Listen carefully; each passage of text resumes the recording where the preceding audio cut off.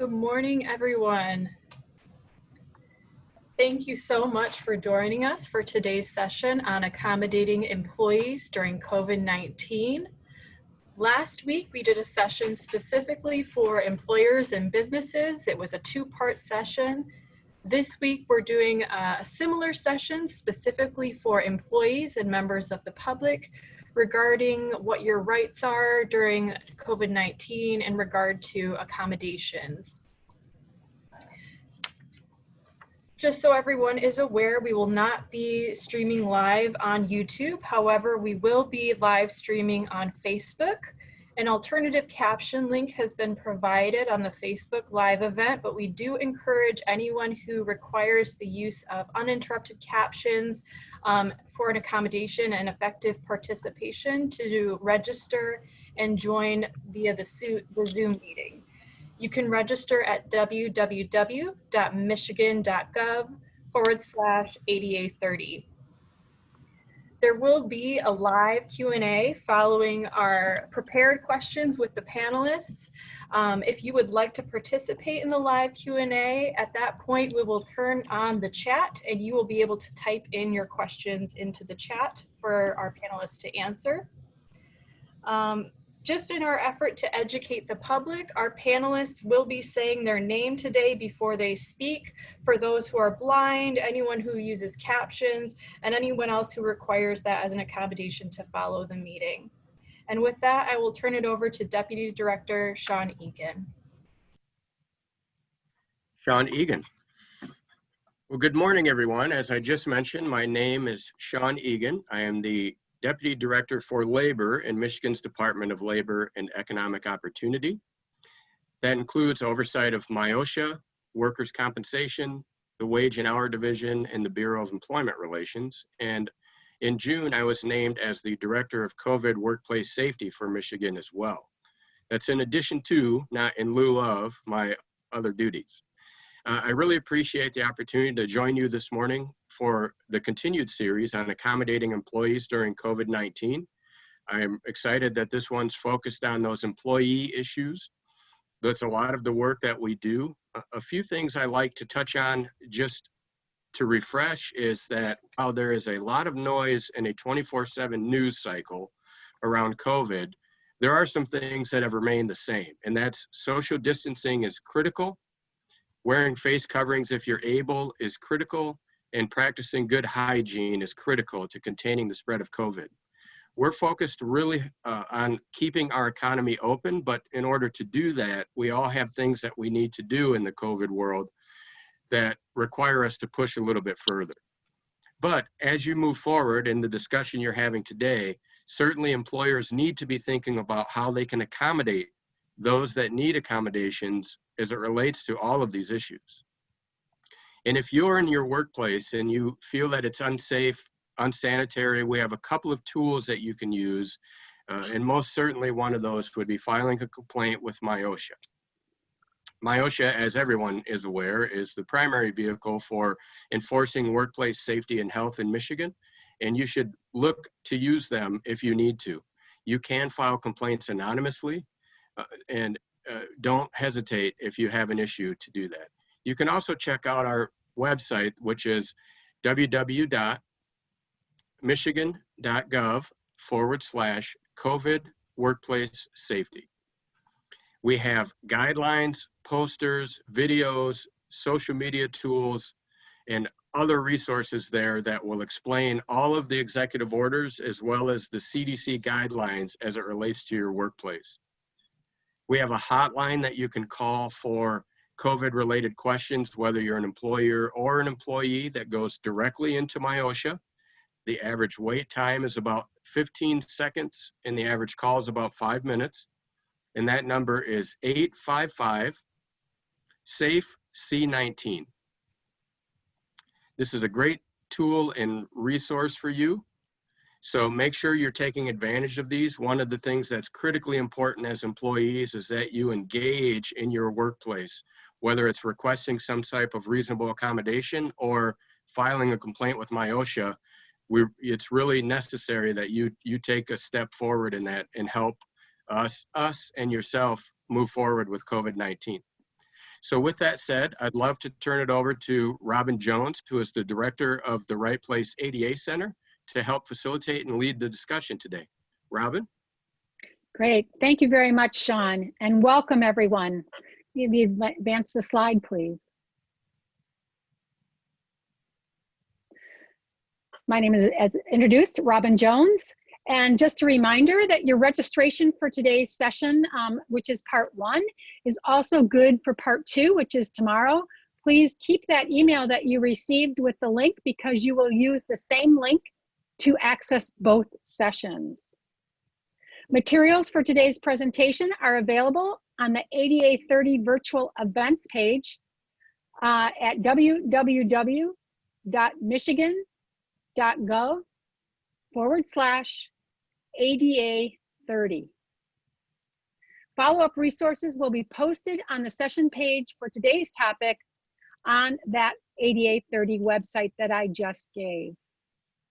Just a reminder that the chat box will remain closed until the start of the live Q&A session, but that doesn't mean that you can't jot down for yourself as we go through today, maybe on a piece of paper or something next to you so you don't forget your question, that when we do open it up, you'll be able to input that. So that's just a little tip that I always say to people so that they don't forget their question, because sometimes as we go through questions, something comes to mind, and then when it's time to ask the question, you kind of forgot what the context was. So just think about that. Next slide, please. This is just a little bit of a guidance here. During the Q&A session for today, registered participants can submit questions in a couple of different ways. One, again, as I said, you can type your question into the chat box itself. If you are on the phone or you want to give an audio question, just click the raise hand option in the participant list or press *9 if you're using a telephone. Just note, however, that inappropriate or threatening language and behavior will not be tolerated, and those who engage in this activity will be muted for the remainder of the meeting, or you will actually be removed from the session. If you need more information about the accessibility features within Zoom, Zoom offers that information on their on the platform at https://zoom.us/accessibility, or by calling them at 1-888-799-9666. So now that we've gone through kind of the nuts and bolts of running the session and such, let's go forward and meet our panelists for today. We're very pleased to have a very distinguished group of individuals with a lot of background, and hopefully we'll be able to give you a lot of insight into the issues related to you as employees and as we return to work and COVID-19. So first, I'd like to introduce Lolita Davis, who is the Outreach and Training Coordinator for the Equal Employment Opportunity Commission, otherwise known as EEOC. Lolita? Good. This is Lolita Davis. Good morning, everyone, and I'm glad you could join us today. Great. Thank you, Lolita. Next is Kim Woolridge, who is the Director of the State ADA Compliance Division within the Michigan Department of Civil Rights, also known as MDCR. Hello, Kim. Oh, Robin, thank you. Good morning, everyone. Thank you for joining us. Next is Linda Watson, who is the Bureau Relations Consultant for Michigan Rehabilitation Services, otherwise known as MRS, in the Michigan Department of Labor and Economic Opportunity, otherwise known as LEO, L-E-O. Hello, Good morning, Linda. everyone. This is Linda Watson. Good to be here today. Great. And our next panelist is Leah Avant, who is the Deaf-Blind Vocational Counselor for the Bureau of Services for the Blind Persons, which is otherwise known as BSBP. Good morning. This is Leah. Thanks for joining, and thank you for the opportunity to participate on the panel. Thank you.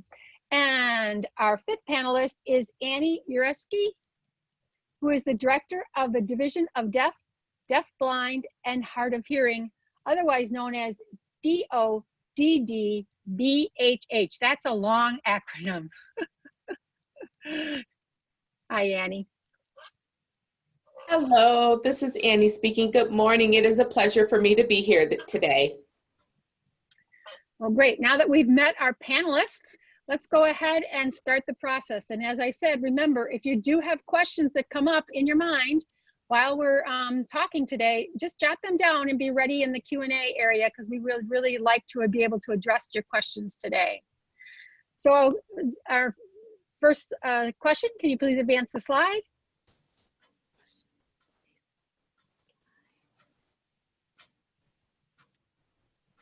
Thank you.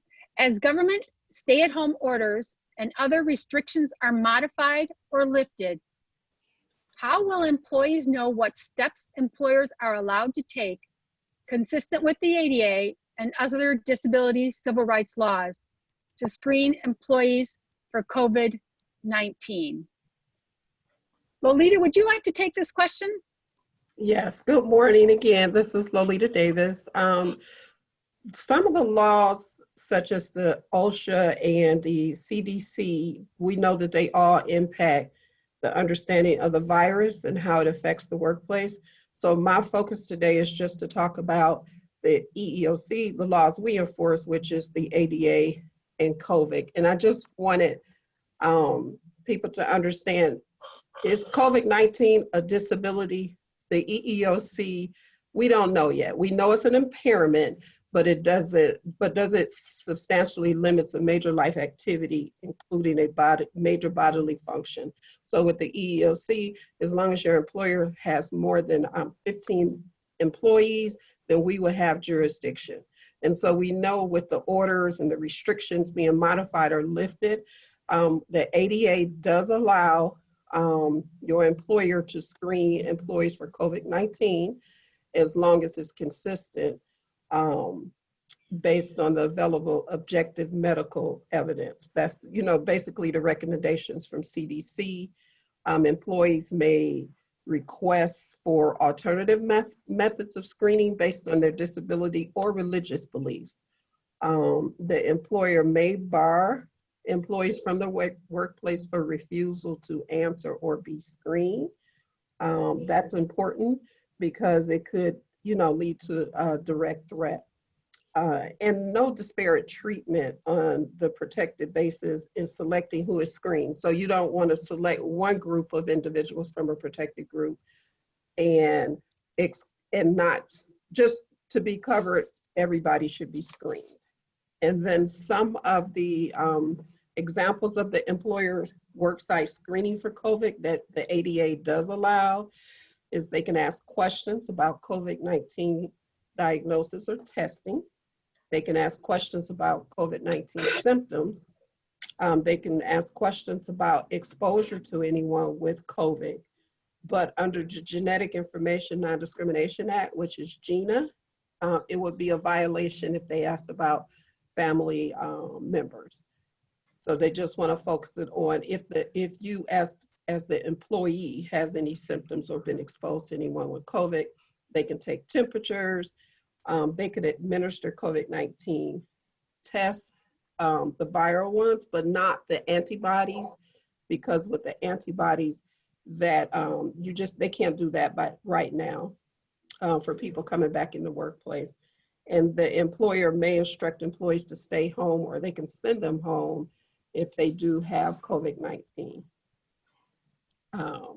As far as other disability-related inquiries and medical exams, if the employer wishes to screen only a particular employee for COVID, it requires the employer first to have a reasonable belief based on the evidence that the person might have the disease, not based on some assumption that you may have, but a reasonable belief. For example, if the employer notices that an employee has a persistent hacking cough, which is one of the symptoms of COVID, the employer could ask about the cough, whether the employee has been to a doctor, and whether the employee knows if she or he might have COVID-19.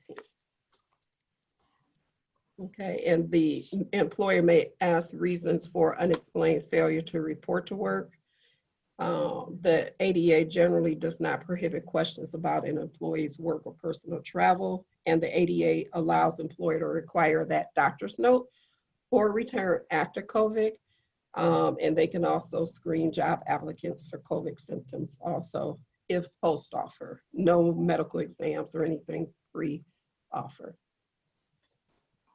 Great, thank you, Lolita. And Kim, if I could just ask you, because we heard Lolita talk specifically about the ADA, and she mentioned 15 or more employees. And I know the state of Michigan is well known for the fact that it has a long history of having civil rights protections for people with disabilities under your state law. Could you just address how that might be different, if it is, or what the similarities are in relationship to this issue for against the state of Michigan's law? Yes, thank you, Robin. This is Kim Woolridge speaking. And the Michigan Persons with Disabilities Civil Rights Act provides protections for, or it provides protections for persons with disabilities, but the difference between the state law and the federal law is that it provides protections for, or covers employers with one or more employees, whereas the ADA covers employers with 15 or more employees. So in certain situations, the state law may provide more coverage or coverage for areas that the ADA does not provide, but pretty much the state law follows or mirrors the ADA. Great, thank you very much.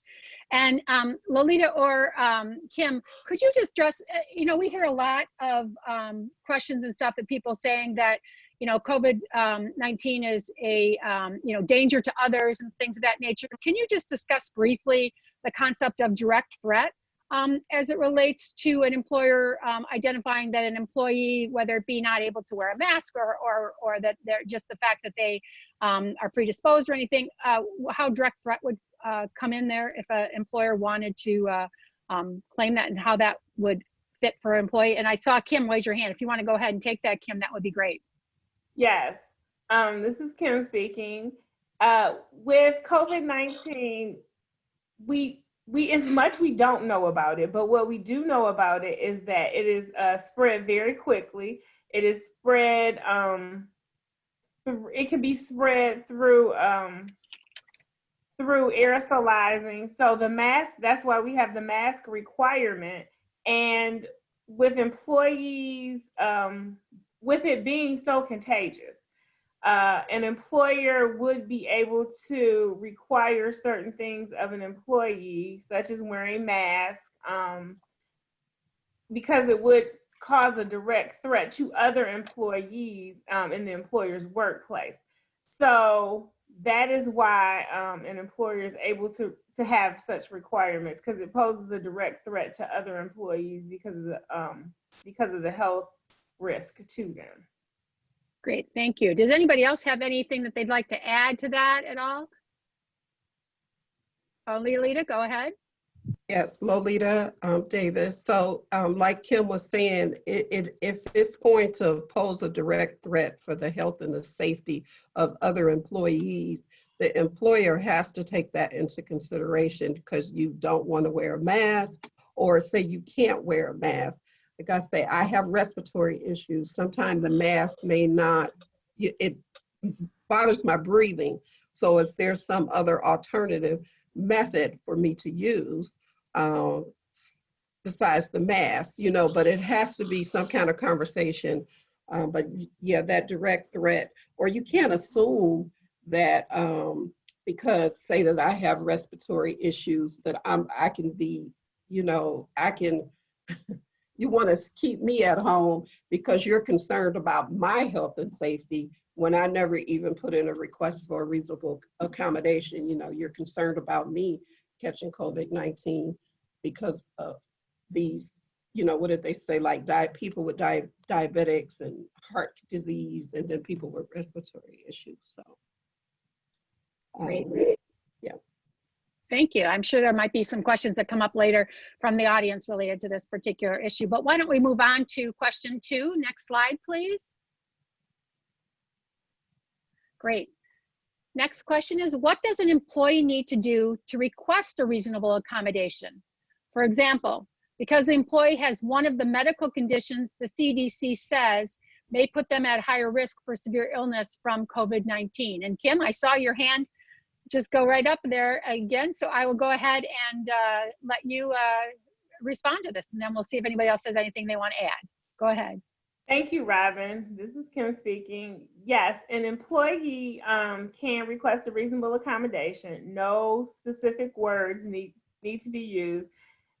Just letting the employer know that because of some type of impairment, they need something different, that they need an accommodation. And then let me explain what a reasonable accommodation is. A reasonable accommodation is some modification or change from some policy or practice that you normally have. So for example, like Lolita mentioned earlier, if someone had a respiratory issue and for whatever reason they couldn't use a mask, and a mask is the policy, wearing masks are the policy, is the policy, you could ask the employer for some modification to the mask policy, some kind of adjustment. And it's just about having that back and forth conversation. We call it the interactive process. It's a conversation just talking about, you have this policy, can I do something different from this policy that is reasonable? You have to determine if it's reasonable, and each situation is different. And to provide that person with a disability a reasonable accommodation. And the employer, I wanted to mention, the employer has a duty to do that. Linda, could you maybe in regard to that, because sometimes when we hear, you know, an example I think that Kim gave was great about asking for the modification of a policy, but what if the employer says no, you know, and what arguments, you know, might they use? So, you know, how do I go through that process, or what should I understand as an employee in relationship to the decision making that my employer might be making or going through right now? Sure. This is Linda Watson speaking. So when it comes to a reasonable accommodation, sometimes folks get a little concerned at how they're supposed to apply for it and what the business is going to say to them. What's my boss going to say? Who should I ask? What are they going to do with this information? I think all of those things go into play specific to your question. So it's important for the public to know that when you ask for a reasonable accommodation, just like Kim said, it doesn't have to be a formal written process. It can be a discussion. You can go directly to your HR representative to do that. You don't necessarily need to speak with your supervisor, especially if you're uncomfortable with that. And unfortunately, many businesses don't have all the information that they possibly need to have when it comes to making a determination of a reasonable accommodation, especially those frontline managers. So if you have that conversation with a frontline manager, they may immediately say, oh, no, we can't do that, without understanding the ask behind it, what the needs are, and potentially how easy and simple it could be. So a little bit more to that point would be something called undue hardship. So let's say that someone asks for a reasonable accommodation and the business says, well, we can't do that. That accommodation you're requesting is too expensive, or we can't make that sort of alteration to your work schedule or work style, or whatever that may be. They may claim an undue hardship. So undue hardship is a really big thing to actually be able to prove. So the larger the employer, the harder that would be to actually have a valid undue hardship and say absolutely not to the reasonable accommodation. But what's more important is that interactive process. So when the employee goes to have that conversation with an appropriate person at their place of employment and starts talking about what their needs are, they're going to communicate what their limitations are and how that's impacting their ability to work. So that way they can have that discussion together about, well, what could be put in place? And it's really important for the general public to know that if you go to your employer and say, I need this reasonable accommodation, and it has to be the quote unquote Cadillac version, that ultimately it's the business's decision what sort of accommodation gets put into place. So you may be requesting the Cadillac, but if the Pinto, really old car reference, if the Pinto works, then the Pinto may be what you're getting. You know, reasonable accommodations often are free. They're modifications, they're little minor adjustments in the way that we work or how we can work that will accommodate that person's need just fine. And then additional accommodations, if there is a cost, most accommodations really we find, statistically speaking, are under $500.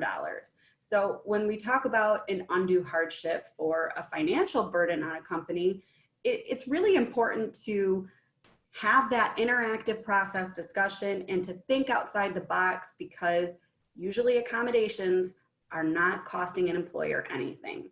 And it's all about education, which is why everyone who's here on this panel today are really good resources for you as the general public in helping you kind of navigate through that process with your business.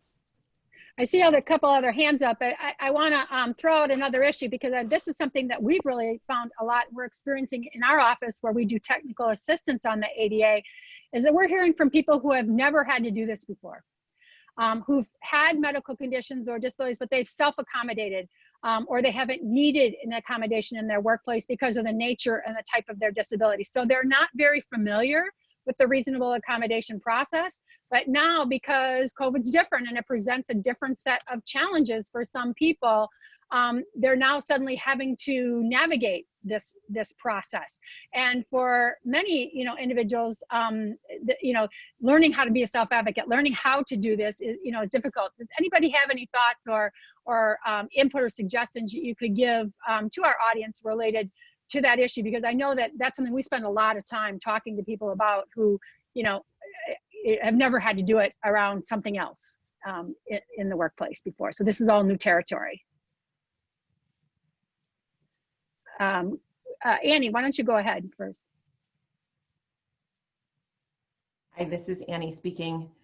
I do want to stress, this is a really great question first, Robin, but I want to add that interactive process that we're talking about is the most critical part of this. I think it's really important that we stress it's not something that has to happen as just a one-time event. It can be a continual check-in. It should be, especially now in the time of COVID. That continued check-in between the employer and the employee, that back and forth, what's working, what's not working, what do we need to adjust? And from the employee's perspective, it's important to know that your employer maybe doesn't know what you need. They can't predict that. You should never make the assumption that the employer has all of the answers. So I think it's an important information that people with disabilities know, that they have options, that there's more than one part of this. And for someone who's really new to this process and isn't familiar with how it works and what it looks like, yes, the self-advocacy part of it is important. But there's also many great resources that you can find. You can contact us. You can contact the Work Accommodation Network, the Job Accommodation Network, called JAN, the ADA hotline. If you have questions that can be answered that way, there's a lot of resources available that can help you in this process. But I do want to stress that when we go back to that interactive process, that I think especially now in this time, the conversation between the employer and the employee, you might have to find some flexibility. You might have to really be willing to be creative, to think outside the box for solutions, especially during the time of COVID. Everything's different. The typical accommodations that we would normally see in the workplace might not be, the accommodation that you're going to see before COVID. So we're going to see changes in those accommodations. And I think we have to be very creative when we approach that. And allow that conversation between the employee and the employer to be a little more open-ended. In my opinion, I think that's the best approach. But I also think it's important that if you are new to this process and you don't know what to do, don't feel like you're alone or like there's no solution, that this is a one person that they're not going to be able to accommodate. It is something that we can take care of. Great, thank you. And before we move on, Lolita, one last thing, and then you're going to move on. So we have lots of questions yet that we want to address today. Okay. And so Lolita Davis, so if you are new to the process, I think just understanding, okay, you need this reasonable accommodation, but doing some research to find out what type of accommodation will you need, because the employer is not going to know. So Job Accommodation Network is a really good resource because it has every disability in the world listed, and it will give you some ideas on what type of reasonable accommodation that you may need. So just being, and just, you know, having that conversation with your supervisor, or if you have an ADA coordinator, about what you actually need to get the job done. And I don't know if Linda had brought this up. I had a technical difficulty, so I had to get my headphones, but a lot of things are changing because of the pandemic. And absent the undue hardship, like telework, you know, telework and leave may be reasonable accommodations for employees with disabilities requiring staying out of the workplace. So for example, a person with a compromised immune system may need to avoid crowds and or work from home, and certain mental and emotional disorders such as PTSD because of the pandemic. So they're fearful to leave home. So telework is going to be a big issue moving forward, because employers once said, oh, we can't provide, it's an undue hardship for telework. If you've been working at home for 3-4 months, it's going to be really hard for them to use that as a defense anymore. Great point. And I think that that is something that we can say and point to probably as a positive move in regards to COVID, that is actually demonstrated to employers that people can be productive and can still function in a work at home environment or an alternative work situation such. So let's move on to the next question here, which is, next slide, thank you. Can an employee entering the workplace request an alternative method of screening due to a medical condition? So let's say that, you know, the traditional methods of screening, having to fill out forms or answer certain questions or take certain temperature tests, things like that. What about if I needed an accommodation to be able to do that? So Linda, do you want to take that one maybe? Hi, Linda Watson again. Yeah, so this is going to be the same sort of thing. You may be requesting a reasonable accommodation for the testing or the screening criteria that your employer is requesting. So if it's a typical paper and pen that you are being asked to fill out, and that's something that you have limitations of due to your disability, maybe you want to request a reasonable accommodation of it being done via text or some sort of assistive technology. There are lots of different screening techniques that are going on that seem to be readily available with different agencies and different businesses on the internet before you get there. So if you're working with a business that hasn't thought about doing that, that may be an idea you want to suggest to them as an accommodation for you. I think it's important to note, and I'm not sure if we noted this the last time, but anytime you request a reasonable accommodation, know that your employer can request some sort of documentation to understand what your limitations are, so they can provide a viable reasonable accommodation. So they're allowed to do that. Don't think that they're trying to violate your rights by requesting that information. I think that's really important for the general public to know. But that's just one example of a potential reasonable accommodation for that screening process. So I'm sure someone else on the panel probably has some other good examples for that too.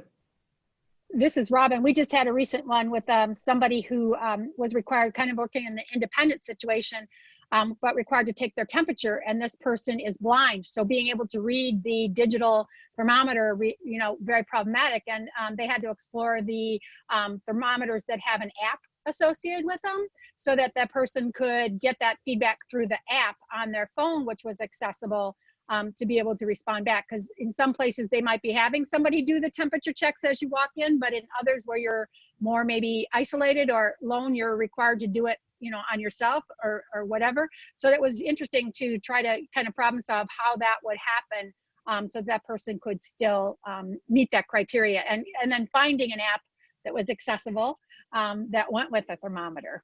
So that was another. Go ahead, Leah. This is Leah speaking from Services for the Blind. Robert, you just made the reference to working with someone who's blind and visually impaired. So of course I have to speak about Services for the Blind. Our agency assists employees and employers with finding that adaptive equipment and helping with those accommodations. So I just like to emphasize the interactive process for this third question and the second question. Communication is important, patience. Again, referencing the Job Accommodation Network, Bureau of Services for Blind Persons, and Michigan Rehabilitation Services are two state agencies that are more than willing to help employees and employers navigate this process, provide them with resources, and then make sure the employee retains their job for a certain period of time. So thank you for making that reference to accommodations for the visually impaired. Well, you know, it's an area that's often left out or that people don't think about when they're doing their planning, unfortunately. So another question, because what comes up when, you know, when I'm requesting, we haven't really talked about it, was the issue of documentation. And an employer, you know, what if, you know, we're talking about this reasonable accommodation process, this interactive process and such, you know, and maybe I'm new to this, or maybe I'm an old hat at this, or whatever it might be. And I'm asking something, what is my responsibility as it relates to if the employer asks me to provide documentation of the need, especially if I'm somebody who has never asked for an accommodation before, and it may be my disability is hidden, which we know that the largest proportion or percentage of disabilities are hidden disabilities. So I don't necessarily have a visible disability to connect that requested accommodation to. What are the responsibilities on both sides so that I understand as an employee what happens with that? Who would like to take that one maybe? Lolita, you want to go ahead? Yes, Lolita Davis speaking. So as far as the employer can ask the employee for that additional information, especially if it's a hidden disability, only medical documentation to support. So if it's for me respiratory, that's the only medical documentation that I'm going to provide to them why I need this reasonable accommodation. You don't have to provide your entire medical file. So just you're providing medical documentation to support the request for the reasonable accommodation. And then the employer is supposed to engage in that conversation with you to see, okay, is this a reasonable accommodation that can be granted? You know, and if it's an undue hardship, they have to say that. So if it's in your current position and you can't perform the essential functions of that particular job, then is it a reassignment? Is reassignment a possibility? And you should document every conversation, and that's for the employee and the employer, that you may have regarding your request for a reasonable accommodation. So if you don't receive that reasonable accommodation and you have to go to the MDCR or the EEOC, then you will have that supporting documentation. You wanna, if it's you're not gonna get the Cadillac, like Linda said, and so whatever that reasonable accommodation is, if it doesn't work, then revisit it in 30 or 60 days to see, but just don't say, oh, that's not what I want, so you didn't engage in the interactive process. No, you didn't engage in the interactive process, and it can impact you later. I saw, Kim, you had your hand up. Did you have something you wanted to add there, Kim? I wanted to just add to what Lolita said, that when requesting a reasonable accommodation, I would only go to the people who need to know. You don't necessarily have to go to your supervisor. You can go to the Human Resources Department. Like with the state of Michigan, we have a disability resources office that you can provide them with the information. And if because this is all on a need to know basis. And if they need to contact your supervisor or manager with regards to whatever the accommodation is, that they need to get feedback, that's the only reason your supervisor would have to know. Other than that, HR should keep that information. That's protected. I was also going to mention, I'm trying to think, need to know, and I can't think of my other thought, but I know I was going to say, oh, it's on a need to know basis, and you only have to provide that to the supervisor. And just to reiterate the confidentiality factor here too, you know, that it's required that the employer maintain your confidentiality, which is really important. So it's not something that everybody is, as you said, the need to know, but only those that need to know. So, right. I remember the other thing I was going to say. Lolita had mentioned that if it's an essential function of your job, and the other thing is the thing that you may need the accommodation for may not be an essential function of your job. So it may be that you and your employer can sit down, you can have a discussion, and you determine that they're not essential functions. They're you know, moderate functions that you do, or they're like something that you only do now and then. Nonetheless, you could work out something that you could take the job duties of another employee that you can do, and they can take those job duties that you can't do. There's all kind of ways for accommodations. So you also have to look at what are the essential functions of the job with regards to your, you know, the person's limitations in performing those. and I think that just reiterates or emphasizes what people were saying about think outside the box, and that interactive process, how important that is to that. Annie, I saw that you wanted to say something before we move on. Go ahead. This is Annie speaking. Yes, I just wanted to add one other thing. It's also important about the confidentiality thing, you know, on the need to know basis. It is important that the employee know they should never be singled out. You know, it's important for them to know that for, you know, what they need as far as accommodations or the screening process. It's just important to stress that the employee should never feel that they are singled out or that they're being treated differently than the coworkers and the other coworkers. Also, in this time of COVID, during this pandemic, you know, we do have to be flexible and creative. And so there are a lot of opportunities to have both the employer and the employee think about access as part of the process.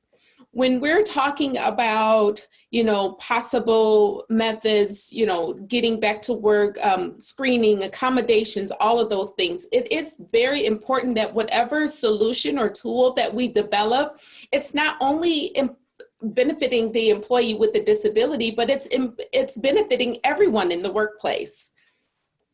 So I think that that's really important for us to remember, because often we see, you know, right now during this very stressful time, a lot of people have anxiety about, I don't know how to ask for the accommodations that I need, or I feel like, you know, I feel like maybe there may be retaliation because I'm asking for it, or do I feel safe going back to work? You know, my coworkers, they don't understand why I need these things. So we have to broaden the concept of accessibility, because it doesn't just benefit one person, that person with the disability. It actually benefits everyone. That's an excellent point. Excellent point. So I'm going to move on here, and sorry, I just want to make sure we get through our questions today. So can we go to question number 4? Thank you. So an employer knows their employee has a condition that the CDC has identified as putting the employee at higher risk of severe illness, but the employee has not requested an accommodation. The question here is, can an accommodation be required for an employee by an employer under the ADA or other disability civil rights like the state of Michigan law if it has not been requested by the employee? Can I be required or forced to accept an accommodation? Because potentially, and we do get these calls in our office, employers who are concerned about their liability because they know that they may have some employees that might fit some of these categories, and so they want to proactively do something. You know, Kim, do you want to go ahead and start with that one, and then maybe Lolita have something to add to that? An employer should never ask or put upon an employee an accommodation that was not asked for. The way the process starts is that the employee requests the accommodation. Now, there are situations in which an employer can see that an employee may be struggling, and even with the knowledge that they may have some impairment disability, the employer should only do things like having a conversation saying, is there something I can do to help you do your job better?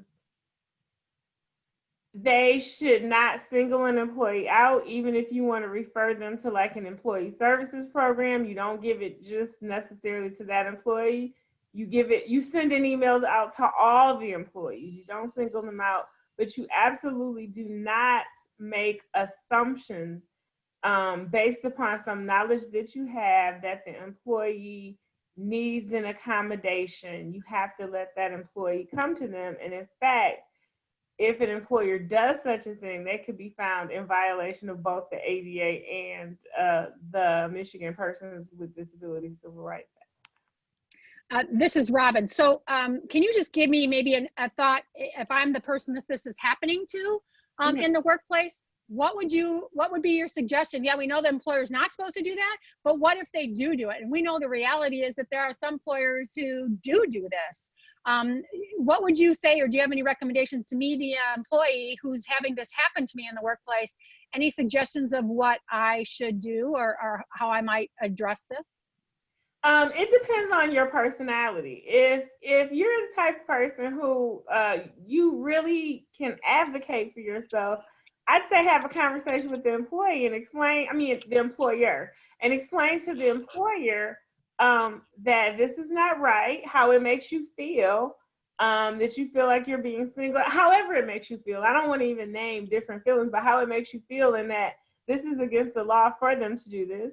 If you're not as comfortable with doing that, you could go to a higher level management. You can go to HR. And then you also have the alternatives that you could go and file a complaint with Michigan Department of Civil Rights, both that we take complaints both under Persons with Disabilities Civil Rights Act and for the EEOC under ADA. And Lolita, I think you had your hand up. I didn't know if you wanted to add something. Yes, Lolita Davis. So the ADA does not allow the employer to exclude the employee or take any adverse employment action against them. A lot of people are afraid of that solely because this person has this disability that the CDC has identified as putting them in like a higher risk of the illness. But under the ADA, such action is not allowed unless the employee's disability is it like this direct threat? You know, is it jeopardizing the safety and health of other employees? So they can have a conversation only if it's a direct threat. But if I don't request a reasonable accommodation, then you can't mandate me, you know, tell me, oh, no, I think you need this reasonable accommodation. No, that you can't do that under the ADA. Good, great. Thank you. Anybody else have anything they'd like to add to this conversation or discussion? Kim, go ahead. Since these sessions today and tomorrow are geared towards employees, I just wanted to say that while MDCR and EEOC are essentially compliance agencies, I encourage employers and employees, but especially employers because they have the power, to move from compliance to inclusion and equity. All of these sessions are in commemoration of the 30th anniversary of the ADA. And although the ADA was signed 30 years ago, there's still a whole lot more work to do. But it is up to employers to bring people with different diversities, bring diverse individuals to the table to get an understanding and perspective in order to make a better workplace. And that includes people with disabilities, people of different cultures. So I just really encourage that. And I encourage people with disabilities to advocate for themselves and their rights. It's their right. Like, that's what the Americans with Disabilities Act, Persons with Disabilities Civil Rights Act, they are all providing minimal rights for people with disabilities. And I just encourage all the employees out there to assert their rights. And they have protections, like Lolita mentioned, against retaliation. Very good point. And I think that we all need to be reminded on a regular basis that, you know, the ADA and your state laws are just the beginning, and that employers can always do more and should do more to look at these things and not only look at it as a compliance issue, which of course is something that's out there. Linda, do you want to add something before we move on? Yeah, Linda Watson again. This is something, you know, I'm just definitely seconding what Kim was saying. Absolutely. We at MRS and BSBP have worked with the employee and the employer in these situations, and you don't have to go it alone, whether you're the employee or the employer. And we have seen the fruit of enriching the workplace with diversity, and not just that minimal checking the box compliance type of diversity, bringing in new ideas, different ways of thinking, and representation from not only what the world looks like on the outside, but really what your customer base is. That's a huge advantage to businesses. But you know, for those of you that are listening, and since this is geared towards employees, please know that as you advocate for yourself, maybe that looks scary to you. It doesn't have to look scary, and you don't have to do it alone. We are definitely here to help you kind of go through that process. So please reach out. Thank you. Good reminder. Okay, next slide, please. Question number 5. What are examples of accommodations that, absent undue hardship, may eliminate or reduce to an acceptable level a direct threat to self? Lolita, do you want to start with that? And then I see Leah's interested, so do a little round robin here. Yes, you can start with Lolita here, Leah. Okay, Leah, go ahead. Hi, this is Leah speaking. I think that most of us are aware of the accommodations that we've been seeing and hearing about every day when we're at the grocery store: the masks, the gloves, the gowns, things of that nature. But there are also different accommodations, such as the staggering of work schedules. So there's not as many people in the building at one time. You also have, as a person, me, I look at job descriptions all day and help individuals find employment. There's usually typically listed essential functions and then maybe non-essential functions. So looking at those non-essential functions and seeing if they can be adjusted, substituted, or eliminated. One example that I can think of is that I bank with PNC Bank. And so every time I walk in the door, there's someone right at the door in the lobby greeting me, shaking my hand, and thanking me for being a customer. PNC Bank can look at that as a non-essential function, remove that person from the lobby, put them behind the plexiglass that we've been seeing in stores to encourage social distancing. So it's things like those are accommodations that you can think of. And then I encourage employers to look at their job descriptions, and if they have not outlined essential and non-essential functions, now would be a good time to do so, so that they can keep their clients or consumers safe, as well as their employees. Very good points. Lolita, go ahead. Lolita Davis. And then another one would be modifying their work schedule. Like how they have some of the grocery stores where they have it where you can come in earlier. Maybe if I'm put stock on the shelf, maybe I don't have to do that at 12 o'clock when there's a bunch of customers in the store. Maybe my schedule could be modified where I can do it at 5 in the morning or 6 in the morning, or maybe after the store closed. So modifying that work schedule. And then again, telework. And I telework in order to get the job done. I think those are. anyone want to respond to again, another one of the issues that is asked us a lot, it's not necessarily the workplace that is problematic, but it's getting to the workplace. So for individuals who are required or rely on public transportation, for example, because they don't have a vehicle, they can't drive or whatever else might be, and the potential risk that they might feel or experience in doing that. So it's not the workplace that creates the problem for them. The workplace can be accommodated and made accessible for them or made safe for them and such, but it's that process. And where would you advise somebody in the context of where the employer's responsibilities are in relationship to that piece? Because it comes up a lot. Well, Lolita speaking, as far as them getting to work, if it's public transportation under the ADA, that they would not be required to do that. But because of the pandemic, there's a lot of things that's going on. We have people from the EEOC that uses public transportation. And again, so what we did was, they're working at home. You want to make sure that your employees are protected. So it just depends. Again, having a conversation with this individual to see, how you can help out. Is it somebody, I don't know, like, how can you get them to work? Is it Uber? Is the Uber car safe for the person to get in?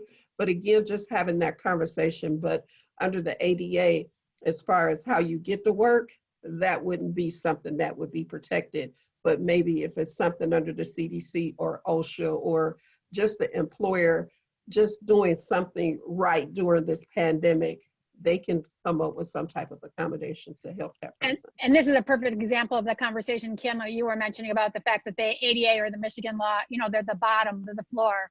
But an employer can always do more, especially if they're looking for inclusivity. And of course, if you have a qualified employee who can do the job, and that's the only barrier, obviously that's something that we would, encourage. But so just so as a person who's out there listening right now to this in this conversation, understand that this is something you should still be bringing up as a conversation with your employer. You may not have the same protections as it relates to this issue with the law behind you, but we're really, encouraging employers to address this issue. Don't not have the conversation. Don't have engage in the process. So Linda, I see you have your hand up. Go ahead. Yeah, Linda Watson. I just wanted to add that there are resources that are available to the public for either in a pandemic or not, that your employer can tap in and that you can tap in, whether through the agencies that are on this panel or outside of those agencies. You can be connected to different resources that can help you with things like transportation. We have worked with businesses in the past that have set up a means of transportation for their employees to bring in employees from a different area.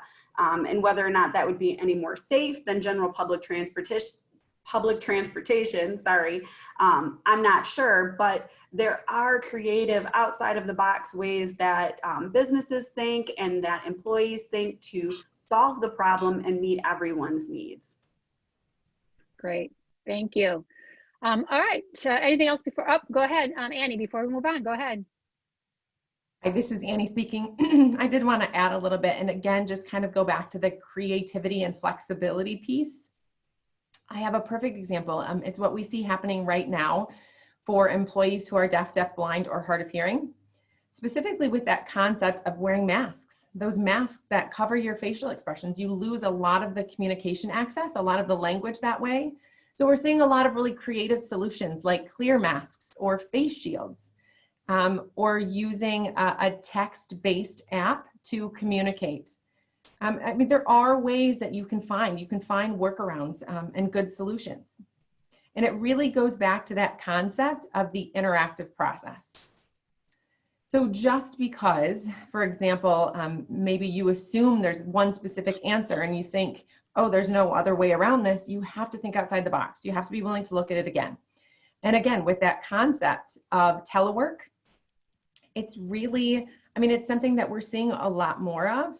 We're seeing posts and articles, stories, research, studies that are talking about how teleworking or working remotely has really opened up a lot more opportunities for people with disabilities. And so those people can really feel like they're fully integrated in the workforce. Because right now, I mean, technology is changing. It's changed how we communicate with our coworkers, customers, consumers, how we see people. Obviously, we can use Zoom meetings, bring in interpreters, have captioning. I mean, you know, we can really, there's a lot of assistive technology options. So I'm hoping that will continue. I hope we continue to have this dialogue about how we can find creative solutions to really integrate people with disabilities fully into the workforce. And sometimes that requires really thinking outside the box. I hope to see that continue. Great. And thinking about that, Leah, I'd like to ask you something there, because we've had quite a few questions and inquiries, both from employers and employees, around social distancing, especially for people who are blind or low vision, in regards to, you know, we see a lot of stickers on the floor, and we see a lot of stickers on elevators or on things telling you to social distance and such, but that's very difficult to address. How does that translate for somebody who needs tactile input, who, you know, that sticker, no matter what color you put it or where you put it, I'm not going to be able to read that and such. Have you thought, or have you had any conversations or discussions about potential creative accommodations around those kinds of issues for people who are blind or low vision? Hi, this is Leah speaking. Honestly, I have not had any conversations around that. I do have some thoughts about that. Honestly, some individuals we're working through this process. I'm working through it with them and their desire to return to work in the midst of this pandemic. But there's different things that can be done tactually. They can be braille placed on the wall. So there may be something on the floor, but there may be an accommodation where the signage is actually on the wall that designates the 6 feet apart.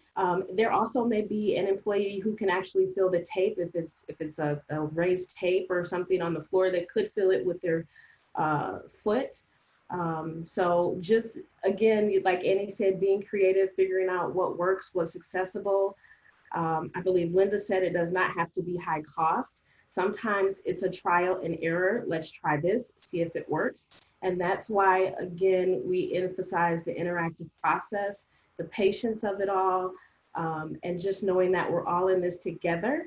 Everyone is trying to reach a common goal. So just having patience as we go forth and try to actually reach that. So I have to think on my toes a lot. I have to be very creative. And I have to come up with solutions. And honestly, it's just, let's just try this and see how far we get with it. If that doesn't work, we'll keep trying. Good thought there. All right, let's move on to question 6, so we got some time to take some questions from our audience. Our question 6 is, in advance of having some or all employees return to the workplace, are employers allowed to invite employees to request flexibility in work arrangements? Kim, you want to take that one? Sure. Yeah, employers are employers allowed to? Are employers allowed to invite employees to request flexibility? So proactively do that. So in advance, you know, I'm getting ready to come back into the workplace. We're looking at opening up. We're looking at re-engaging. Right. Yeah. Are they allowed to invite me to request flexibility? So instead of waiting for me to ask for those things. Yeah, actually that's encouraged. It's always encouraged to put out notice if anyone needs an accommodation. That's in an employment situation, whether you're current employees, definitely when you're advertising for a job. So yes, employers are allowed to put out messages that if someone needs an accommodation, to notify the employer, and they should, it's good practice or policy to have a central location where those accommodation requests can go, to whom they go to. And it's also a good practice to have a policy of addressing those accommodation requests, because they have to be addressed within a reasonable time frame. Lolita, you want to add to that? Yes, Lolita Davis here. It's always good to encourage employers to invite the employees, get some input from them, because it makes them feel like they're part of the process. I know we did it, and I've heard other employers where they sent out surveys and it asked questions about their fears of returning to work, childcare issues. And so to it will help so that they can talk about some of the things that will help them get back into the workplace. So just making everybody feel included, you know, in this process, because everybody has those fear factors. So yeah. And like I said, we did a survey, and then the director had a meeting and went over the survey and talked about some of the PPEs and everything that was going to go on, you know, flexibility as far as rotation. Everybody won't come back at once. So yes, I think that that would be good for the employers to have the employees engage in that process. Annie, I saw you raise your hand. Did you have something you wanted to add? Yes. This is Annie speaking. I do want to add also that it's very important that whatever the employer does, it should not be a one-time thing only. I mean, if they send out a survey ahead of time, you know, that's fine, but you don't want to make assumptions that whatever modifications or flexibility, things that they set up, it may not be the best fit and it may not work. So that can also be a continuous check-in process as well. So it's important to remember that.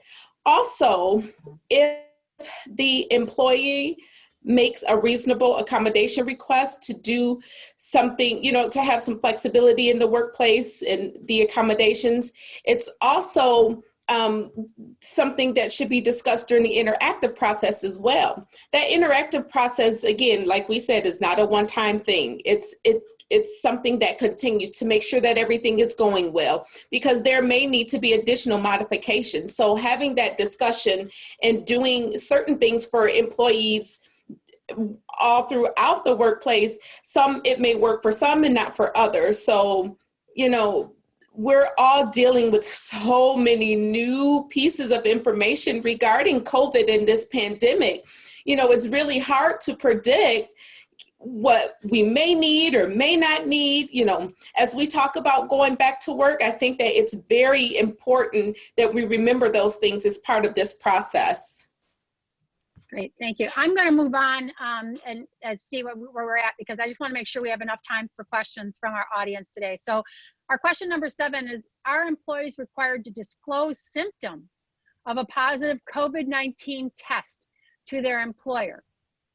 Are employers allowed to disclose medical details such as known high-risk conditions or other personal information about an employee that displays symptoms or who has tested positive for COVID-19? So you got a 2-part question there in regards to that. So Lolita, did you want to maybe take a first go at that? And okay, Lolita speaking. So yes, you disclose symptoms or a positive COVID test to their employers. Are employees allowed to disclose the details? They can just, it's kind of, you know, if I am, when I'm dealing with a high risk condition, do I want to disclose any information to the employer if I am not requesting some type of reasonable accommodation? It's going to always take you back for that. But other personal information about an employee that displays symptoms or who has tested positive, if it's, again, it's going to go back to that direct threat theory. If I pose a direct threat, what information is the employer entitled to without requesting it? So you can share, I don't know, you want to be mindful of the information that you share with the employer when it comes to the COVID-19, because yeah, if I disclose some symptoms, okay, the employer can tell you to stay home. You need to stay home because it could, that's a direct threat and the impact the health and safety of other people. So they can make you stay home. And if you tell them about the symptoms, and you, yes, sorry. Just to clarify so that we're clear on that. So what you're basically saying that, because the question is, are employees required to disclose symptoms or a positive COVID-19 test to the employer? You're saying that yes, they are required to? Lolita Davis here. Yeah, you have to let somebody know that, you know, your supervisor or somebody, and it's confidential. So you're informing your supervisor that you have these symptoms or you tested positive. So you're having a conversation. It's only, again, on a need to know basis. Everybody doesn't need to know. They're not supposed to share your name. They can say somebody on the 4th floor tested positive for COVID, but you do have to disclose that information, and the employer can you have to stay home, you know? So yes. So this is Robin, just to clarify. So it is, I am required to disclose to the employer, but I think what you're saying there is though that the employer though cannot disclose my personal details Yes. To others. It's again, I think was Kim or Linda, both of you I think mentioned the need to know scenario earlier in one of our previous questions, so that only those in the organization that would need to know the specifics of that situation, like a health and safety manager or something of that nature, would have access to that information, but otherwise not, correct? Correct, yes, Lolita. For confidentiality, you have to maintain that confidentiality, but somebody has to know. Did anybody else want to add anything to that before we go on? All right, so let's take the next slide, because that is drum roll, please. We're now into the live Q&A, and we will now be opening the chat box for your questions. And we really do strongly encourage you to ask those. If you could go to the next slide, please, just to remind people about how we're doing that. During the Q&A session, if you are registered, you can submit questions in either putting them into the chat box itself. If you are on the phone or you want to audibly do your question, click the raise hand option, or on the phone, press *9 if you're using a telephone. And again, note that we are going to be monitoring for any threatening language or any disruptive behavior. So please note that at this time. So at this point, I'm going to ask whether or not we have any questions from the audience that we can direct to our panelists. Robin, this is Kelly. We do have a hand raised. I'm going to start with that audio question. I will go ahead and ask them now to unmute themselves. All right. Hello. Hello. I want to thank you for hosting this. The question that I had, I partially heard the answer back, but I think I might have missed something with respects to employees that may be that their mode of transportation is public transit bus. If I'm not mistaken, I believe I heard one of the panelists state that that employer can be an employer issue, and the employee is not protected under the civil rights or disability civil rights or ADA in that respect. I want to make sure that is true, and I believe the solution to that was just for the employer to discuss with the employee reasonable accommodations around that. Is that accurate? Lolita, do you want to clarify? Because I think you were the one who was specifically addressing that question. Yes. Thank you for your question. Yes, Lolita Davis. And so under the ADA, in normal circumstances, under the ADA, the employer is not responsible for how you get to or from the work. Because of this pandemic, it would be nice if the employer would consider some of these other alternative measures for you to get back and forth to work. Or, like I said, with some of our employees, we know that they would use public transportation. They can telework. So it would be nice if you had a conversation with the employer because of this pandemic and see what they can come up with that, to show their employees that they do care, they know what's going on, and how can we help you through this process. Okay, thank you. Next question. Robin, this is Kelly. We have a lot of questions coming in, so I'm going to go ahead and just read them for the group. That'd be great. Thank you. Yep. The next question is it a violation of the ADA if I tested positive for COVID and quarantined for 14 days, and before being allowed to return to work, my employer requires I provide documentation from my doctor that I tested positive? Not just a doctor note saying I am cleared, but proof of my positive result. Okay, I think Kim is saying that she would like to tackle that one. Kim, why don't you go ahead?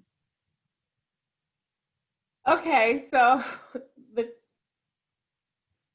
the proof of a cleared test, proof of a negative test infers you had it. So I don't see why it would be necessary to have documentation of a positive test. An employer can, if you requested time off and you are protected under the Families First, well, depending on the employer, but generally you're protected under the Families First Coronavirus Act. I can't remember the exact name of it, but Families First Coronavirus Act.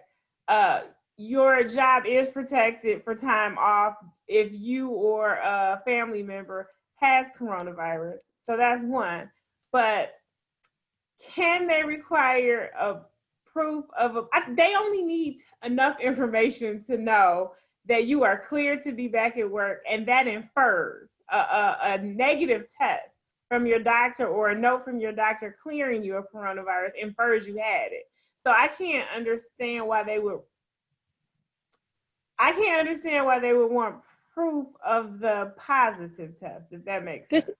This is Robin. Can I give you a scenario that we've had come through our office? Some employers have policies in place that if someone takes longer than 3 or whatever days in a row consecutively as sick time, they're required to submit documentation from a medical provider that they are actually sick for those time periods. They typically is 3 days, 4 consecutive days, etc. So if I as an employer was exercising that policy because the employee took sick time during that period of time, so I'm requesting that they provide me documentation that they were actually sick during that period of time. I'm just throwing that scenario out as that from an employer. Thank you for that, Robin. And I'm just taking the question literally. Even with that, the doctor could just write a note saying that you were home with the corona. You don't have to have a copy of the actual test. The doctor could write a note saying that you were out for that reason. So I'm gonna leave it at that. Right. Lolita, do you want to add to that? Lolita Davis, the doctor's note is sufficient because it's stating that, you know, the reason why you was out. You don't need to go and start giving them all of your medical information and everything like that. You know, a family member of mine, just an example, a family member of mine, his father passed from COVID. In order for him to return to work, he had to get tested. He got tested, he found out he had COVID. He had to quarantine for the certain amount of period. And when he got back, he had to just show them that he tested negative so that he could return to work. So a doctor's note is sufficient. Great. Let's move on to the next question, please. Thanks, Robin. We do have another raised hand from Donna Wilson. I'm going to go ahead and allow them to unmute themselves. Hi, I also put it in the chat. I'm a little confused as to the response on the GINA violation. All the employee health screening forms, it says, have you tested positive for COVID or been in contact with someone with COVID or COVID symptoms? So did I understand that that's a GINA violation, or can you expound upon that a little bit more? Lolita, you want to do that since Gina's a EEOC jurisdiction? So Lolita Davis, so what they said as far as with the antibody test, if they take the antibody test, that's going to show, that's asking for like family medical history information. And that's why you only want to do the viral test. A GINA violation, any time, even outside of the pandemic, anytime they ask you for family medical history information, that would be a violation of the GINA. And especially if they take some type of adverse employment action against you. So it's the question, do you have any symptoms of COVID-19, or have you been exposed to anyone with COVID-19? Would really cover everything. You don't have to say your family or this or that. Have you been exposed to anyone with COVID-19? Because So you have to really be careful so that it does not become a violation under GINA. Great, is that thank helpful? you. Next question, please. This question is for Annie. says, as Annie mentioned, clear face masks or shields are necessary. Do you know if the testing stations are required to have them? If not, why would they be a certified testing station if accessibility was not considered? Hi, this is Annie speaking. That's a really great question. So those medical testing sites where they're testing the population for COVID, the doctors, the nurses, any of the staff that is there, they have to have medical grade equipment.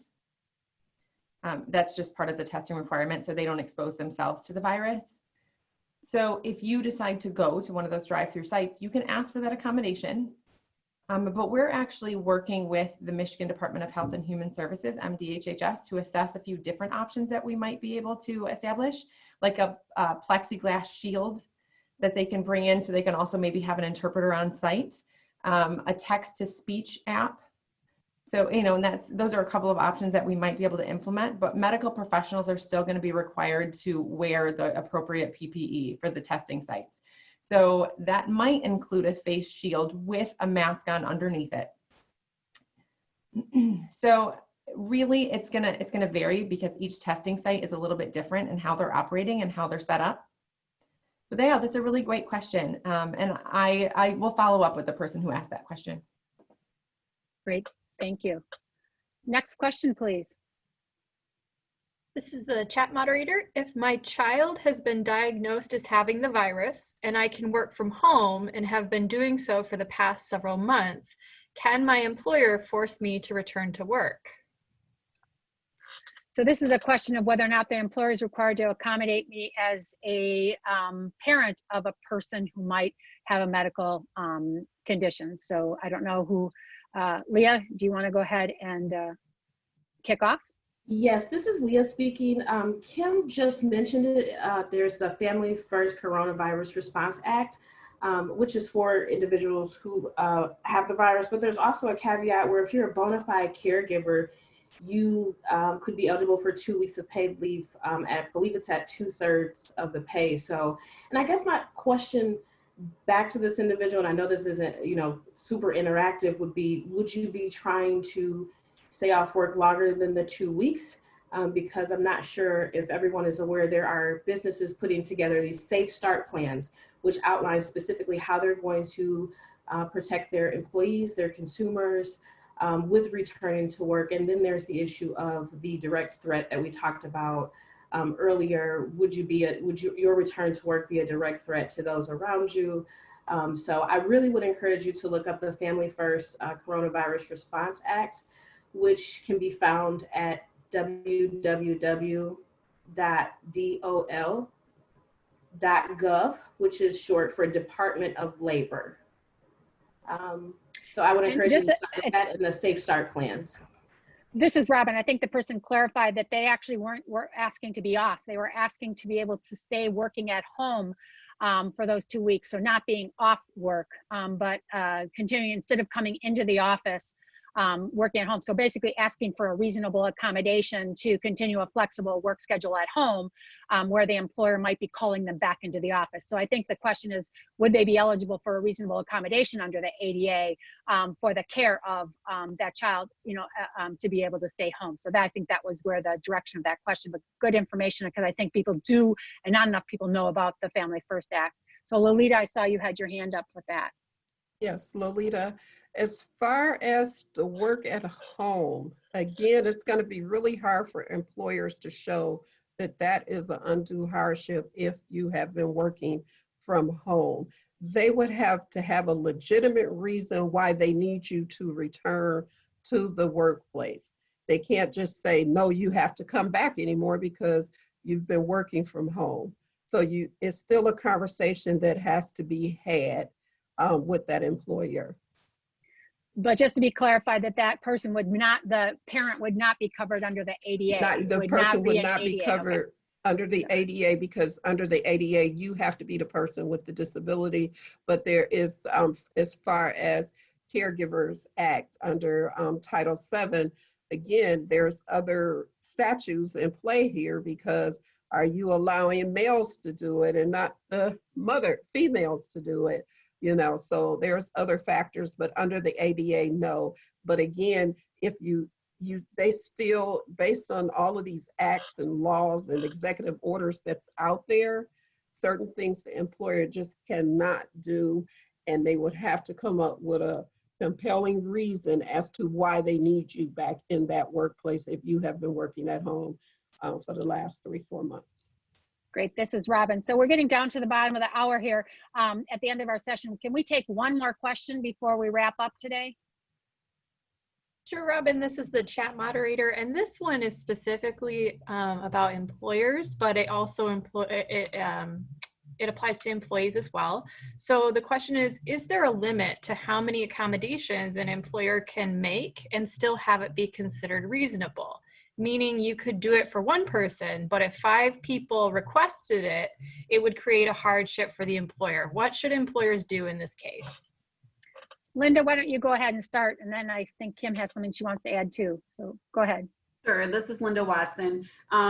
In that particular instance, it almost sounds like something that we would call universal design, because if there are a lot of employees within the workplace that are requesting some sort of accommodation, perhaps that business should be looking at making that a overall accommodation for everyone.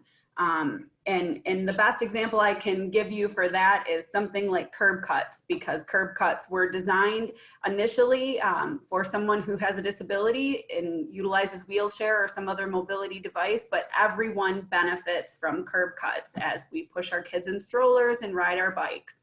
Not a workplace setting accommodation, but same principle applies. And really, if someone needs an accommodation, whether it's one person or 434 at the workplace, then that employer is bound to look at all of those requests for a reasonable accommodation, go through that interactive process, and make attempts to meet the needs of those folks in order for them to continue to do their employment, the job that they have.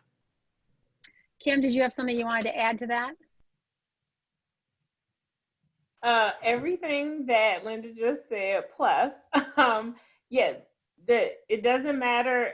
One employee may need several accommodations. You may have several employees who need one accommodation. The employer has the duty to provide the accommodation under ADA if they have 15 or more, or under Michigan if they have 1 or more employees. And determining it if it's a undue hardship. I had heard something about an undue hardship.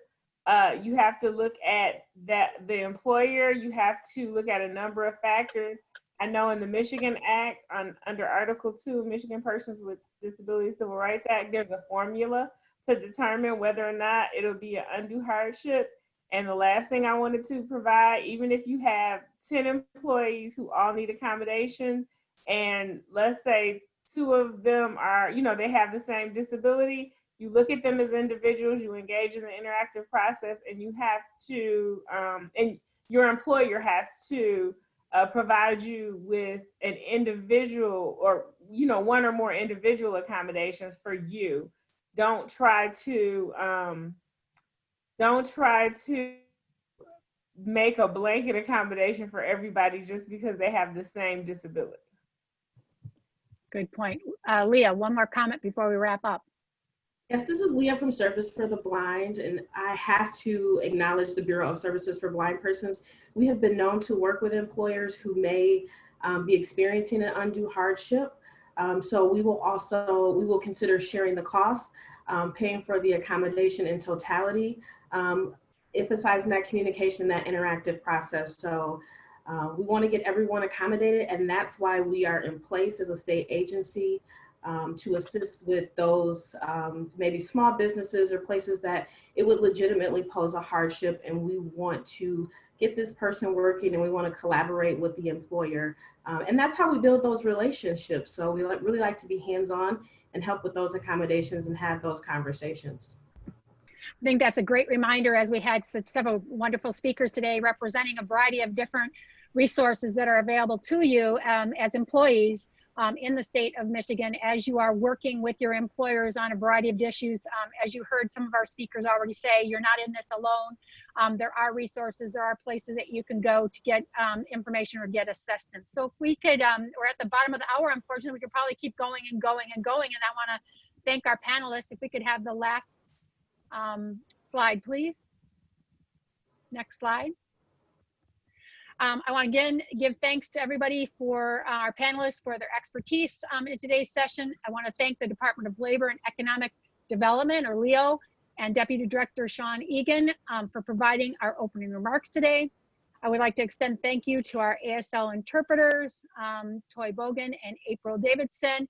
And I would also like to remind you that today's session was captioned and has been graciously coordinated by the Deaf Professional Arts Network, or DPAN. So next slide, please. So again, thank you very much for joining us today. I hope that we were able to impart some good information to you. This is just part one of part two, so please join us for tomorrow, part two, which will be at the same time from 10 to 11:30 a.m. And you will use the same link that you had for today. So make sure that you save that. So again, thank you everyone for participation today. Thank you to our panelists, and everybody have a great rest of your day.